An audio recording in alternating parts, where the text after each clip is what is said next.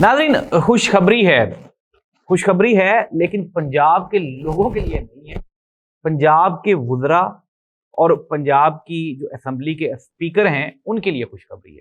इनको 37,500 रुपया मिलता था, अब इनको 9,50,000 रुपया मिलेगा। दूसरी जानिब खबर यह है कि हुकूमत पाकिस्तान ने फाइलर और नॉन फाइलर से जब वो रकम निकलवाएंगे, एक दिन में अगर आप 50,000 से ज़्यादा निकलवाएंगे तो 0.5% और 0.6% जो टैक्स है वो फाइलर और नॉन फाइलर पे अप्लाई होगा। नाज़रीन, इतनी ज़्यादा तनख्वाहें किस तरह से बढ़ाई गई? और एक तरफ तो ये कहा जा रहा है कि मुल्क में बदहाली है, इकोनॉमिकल क्राइसिस है।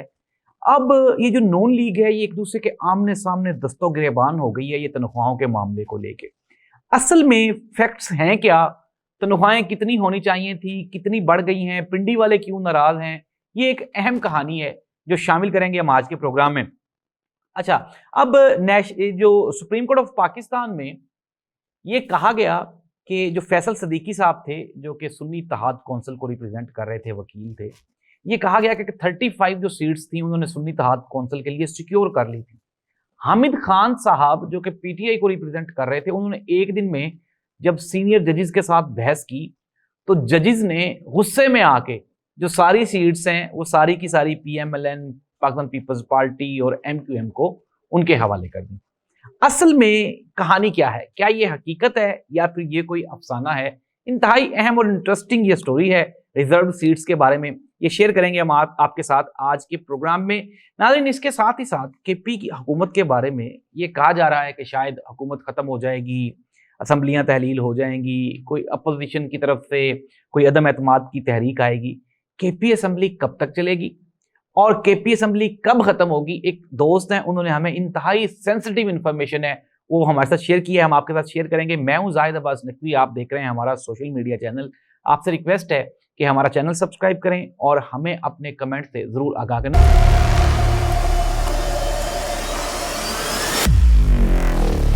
नाज़रीन, प्रोग्राम का आगाज करते हैं। प्रोग्राम के आगाज पे सबसे पहले हम डिस्कस करने जा रहे हैं आज की सबसे अहम खबर यह है, लीव अलाउंस। पंजाब हुकूमत की जानिब से जो लीव अलाउंस है ये 37,500 रुपया होता था। अगर कोई वजीर या स्पीकर पंजाब असेंबली छुट्टी पे जाता है तो उसको मिलते थे 37,500 रुपए। अब उसको मुकम्मल सैलरी 9,50,000 रुपए छुट्टी की सूरत में भी उसके अकाउंट में जाएंगे। अच्छा, हुकूमत एक तरफ तो आप लोगों के साथ, आवाम के साथ ये रोना रोती है कि यार हम लोग गरीब हैं, हमारे पास तो पैसे नहीं हैं, मुल्क चलाने के लिए पैसे नहीं हैं। हमने देखा कि जो स्पीकर नेशनल असेंबली हैं 2,05,000 रुपये उनकी तनख्वाह थी और सीधी ही 13 लाख रुपया तनख्वाह कर दी गई। फिर उसके बाद उनकी मराहत में इजाफा किया गया। फिर जो चेयरमैन सेनेट है उनकी तनख्वाहों में इजाफा किया गया। अभी हमने रिसेंटली देखा जो कौमी असम्बली के वुज़रा हैं उनकी तनख्वाहों में 500 गुना इजाफा किया गया। जो हमारी सूबाई असम्बली के वुज़रा हैं उनकी तनख्वाहों में 400 गुना इजाफा किया गया। हमारी इंतहाई मोहतरम जो वज़ीर इत्तलात पंजाब उज़मा बुखारी साहिबा हैं वो कहती मेरा तो गुजारा नहीं होता था 2-2.5 लाख रुपए में, तो मैं किस तरह से सारा कुछ मैनेज करती। अब जाहिर सी बात है गुजारा तो वाकई नहीं होता। आप अंदाजा लगाएं उस पाकिस्तानी का जिस बेचारे की टोटल आमदन 35,000 रुपए है तो उसका कितना अच्छा गुजारा होता होगा। और अभी रिसेंटली जो IMF की जो रिसेंट रिपोर्ट है, हमारी जो 40% पॉपुलेशन है वो जो सतह गुर्बत है उसके नीचे मौजूद है। हालांकि अगर हम ये जो गुर्बत की सतह है इसको सही तरह मैयर करें तो जहां तक मेरा ख्याल है 1 लाख रुपए महाना कमाने वाला जो शख्स है उसको आप गरीब कंसिडर करें। वजह क्या है? आप उस 1 लाख रुपए महाना को डॉलर्स में कन्वर्ट करके देख लें कितने डॉलर बनते हैं महाना। ये बांग्लादेश या अफगानिस्तान से भी पर पर्सन जो आमदन है उससे हम लोग नीचे होंगे। चंद एक फैमिलीज के पास पैसे हैं, लेकिन नाज़रीन खैर छोड़ें। आप ये देखें कि मोहतरमा मरियम नवाज साहिबा काम तो कर रही है ना, पंजाब की हुकूमत डिलीवर तो कर रही है ना, और अब मखसूस नशिस्तें भी मिल गई हैं, अब तो ताकत भी बढ़ गई है। तो फिर ये थोड़ा है, अब एक चीज़ ही हो सकती है, अब इतनी मेहनत करने के बाद अगर वुज़रा और मुशरा वो अपनी तनख्वाहें भी ना बढ़ाएं तो फिर इनको इक़्तिदार में रहने का क्या फ़ायदा है। अभी हम रिजर्व सीट्स की बात कर रहे थे।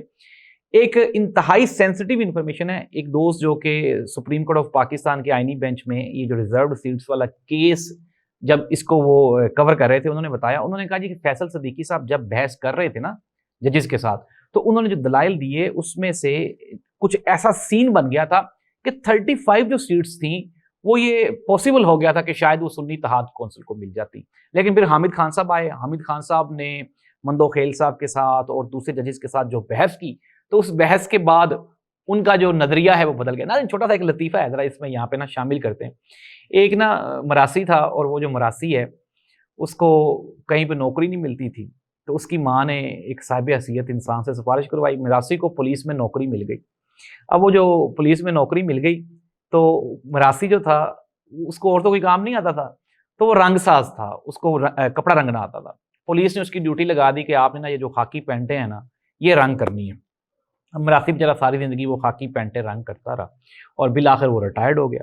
اب جب وہ مراسی ریٹائرڈ ہوا تو ریٹائرمنٹ کے بعد اس نے کہا یار میں کوئی کام کر لوں. اس نے سوچا کہ یار مجھے تو کوئی اور کام آتا نہیں ہے, تو اس نے کہا چلو میں نا رنگ سازی کی دکان ہی ڈال لیتا ہوں. اب مراسی نے رنگ سازی کی دکان ڈالی. پہلے دن ایک جو لڑکی تھی وہ اپنا آچی گلابی ایک سوٹ لے کے تو مراسی کی دکان پہ آ گئی. اس نے کہا بابا جی یہ جو میرا دوپٹہ ہے نا یہ میرے سوٹ کے ساتھ آچی گلابی میچ کر کے نا اس کو رنگ کر دے. اب مراسی کو تو خاکی کے علاوہ کوئی رنگ کرنا آتا ہی نہیں تھا. مراسی نے کہا پتر ویخ آپ نا اس کے ساتھ یہ خاکی دوپٹہ کرواؤ, بڑا زبردست کنٹراسٹ. بابا جی میرا سوٹ گلابی ہے, آپ کہہ رہے ہیں میں خاکی جو ہے وہ کلر کروا لوں. نہیں آپ اسے خاکی, آپ اس کو آچی گلابی ہی کریں. انہوں نے کہا پتر ویخ خاکی جو رنگ ہے نا یہ بڑا خوبصورت رنگ ہے, یہ میچ کرے گا. انہوں نے کہا بابا جی میری چوڑیاں بھی آچی گلابی نے اور میرا جو سارا میک اپ کا سامان ہے وہ بھی آچی گلابی, آپ اسے آچی گلابی کریں. مراسی نے پھر دوبارہ کہا کہ نہیں دیکھو یہ جو خاکی رنگ ہے یہ بڑا خوبصورت لگے گا, بڑا سوٹ کرے گا. اس نے کہا بابا جی لو میرا دوپٹہ پھڑاؤ, میں تو کو رنگ نہیں کروانا, آپ کو آتا ہی نہیں. اب مراسی کا وہ پہلا کلائنٹ تھا جو کہ اس سے ناراض ہو کے جا رہا تھا. مراسی نے زبردستی اس لڑکی سے کپڑا لے لیا اور اسے کہا کہ دیکھو میں اسے آچی گلابی ہی رنگ کروں گا, لیکن یہ دوبارہ پھر جو ہے اس نے ہو خاکی جانا ہے. تو ناظرین یہ جو ہے نا یہ جو آپ یہ کہہ رہے ہیں, میرے اس دوست نے جب میں نے اس کو بھی الطیفہ سنایا, میں نے کہا یار ججز بیچاروں کی کیا حیثیت ہے, انہوں نے وہ جو آچی گلابی ہے نا ان کو وہ کرنا ہی نہیں آتا, انہوں نے اس کو آچی گلابی بھی کرنا تھا, اس نے خاکی ہو جانا تھا. تو یہ خاکی تھا. آپ پاکستان تحریک انصاف, ججز, وکلا, Punjab bar council, supreme court bar council جو مرضی جتنا مرضی زور لگا لیتے. رزلٹ تو لکھا ہوا تھا کہ یہ سیٹیں پی ایم ایل این کو, پیپلز پارٹی کو اور ایم کیو ایم کو اور جے یو آئی کو ملنی ہے. اس میں کون سا کوئی نئے اچنبے کی بات تھی؟ اچنبے کی بات یہ تھی کہ جس طرح میں نے اس دوست کو کہا کہ اگر وہ 35 سیٹیں اگر وہ پی ٹی آئی کو مل جاتی یا سنی اتحاد کونسل کو مل جاتی تو یہ اچنبے کی بات تھی, جو کہ نہیں ہوا. ہماری عدالتوں نے جو اپنا روایتی ان کا جو سٹائل ہے اس کو برقرار رکھا. اب تیسری سب سے اہم خبر یہ ہے کہ حامد میر صاحب جو ہمارے دوست ہیں, سینئر صحافی ہیں, انہوں نے بتایا, انہوں نے کہا کہ جب تک بیرسٹر سیف علی امین گنڈا پور کے مشیر خاص ہیں تب تک کے پی کے حکومت کہیں نہیں جا رہی. اور یہ جو بالکل واویلا ہے, میں نے آپ کو پچھلے پروگرام میں بتایا, پی ایم ایل این کی خواہش ضرور ہے.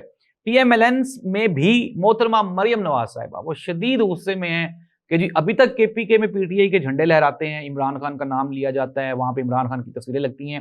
ملک سے تو نیست و نابود ہونا چاہیے تھا عمران خان کو, لیکن سمجھانے والوں نے سمجھایا ہے کہ بی بی بس اب اس سے زیادہ نہیں ہو سکتا. تو کے پی کے حکومت کہیں بھی نہیں جا رہی. مولانا فضل الرحمان صاحب کو میاں نواز شریف صاحب نے اور پی ایم ایل این کے کچھ سینئر لوگوں نے تیار کرنے کی کوشش کی کہ آپ اس میں عدم اعتماد کی تحریک لے آئیں, لیکن مولانا صاحب نے سیدھا جواب دے دیا. اس نے کہا میں پہلے بہت ذلیل ہو چکا ہوں آپ لوگوں کے ساتھ مل کے, اب مزید مجھے کوئی شوق نہیں. 26ویں آئینی ترمیم میں بھی انہوں نے کہا تھا کہ مولانا صاحب کے کہنے پہ کافی سارے کٹ لگائے گئے ہیں, یہ کیا گیا, وہ تو انہوں نے سارا کچھ اپنی مرضی سے کر لیا. فوجی عدالتیں بھی ایکسیپٹ ہو گئیں, آئینی بینچ بھی بن گیا, باقی 27ویں آئینی ترمیم بھی آ رہی ہے. تو مولانا صاحب ناراض ہیں, انہوں نے کہا جی نہیں میں نہیں, بجائے اس کے کہ میں آپ لوگوں کے ساتھ شامل ہوں میں پی ٹی آئی کے ساتھ بیٹھ جاؤں گا تاکہ میرا آنے والا جو دور ہے وہ بہتر گزر سکے. ناظرین یہ تھی خبریں. ایک طرف پنجاب کے وزراء کی تنخواہیں, شاہانہ نظام, موجیں ہی موجیں, مزے ہی مزے. دوسری جانب عام عوام ذلیل و خوار, لائنوں میں, سڑکوں پہ, گرمی میں, لوڈ شیڈنگ میں, مہنگائی میں, بے روزگاری میں, آپ کی بھی عوام کی بھی موجیں ہی موجیں. دوسری جانب پی ٹی آئی کی جو گورنمنٹ ہے کے پی کے میں وہ کہیں نہیں جا رہی. آخری خبریں آنے تک مستحکم اور مضبوط ہے, جب کچھ ایسا ہوگا تو میں آپ کو خبر دوں گا. تیسری یہ کہ وہ میرے دوست احباب جنہوں نے مجھے اسلام آباد سے کال کر کے بتایا کہ سیٹیں تو ملنے والی تھیں لیکن نہیں دی, میں نے ان کے لیے یہ خاکی والا جو لطیفہ ہے وہ سنا دیا. اس دعا کے ساتھ کہ پاکستان کا اللہ حامی و ناصر ہو. اللہ حافظ.